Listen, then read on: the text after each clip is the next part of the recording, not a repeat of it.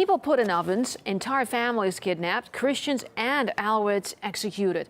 These horrifying reports come to RT from the town of Adra, north of the Syrian capital, which has been occupied by Islamist rebel groups. At least 100 people are said to have been massacred by the rebels, but as the Syrian army continues to liberate the city, that number is expected to rise.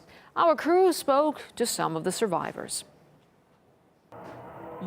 When dawn was breaking over Adra, the El Nusra Front and the Army of Islam gave a signal for their fighters to attack. They came in hundreds, making use of bad weather and the element of surprise over government forces. After fierce fighting with the Syrian army, the rebel factions achieved their objective, with the city soon falling into the hands of those who the residents of the city have dubbed the decapitators. A friend of mine told me that he claimed he was insane in order to save his life and avoid the militants. They believed his story and let him go.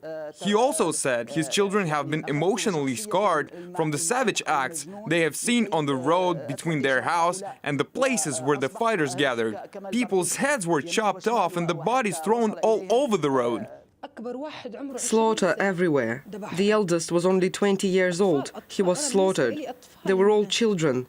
I saw them with my own eyes. They killed 14 people with a machete. I don't know if these people were Alawites. I don't know why they were slaughtered. They grabbed them by their heads and slaughtered them like sheep.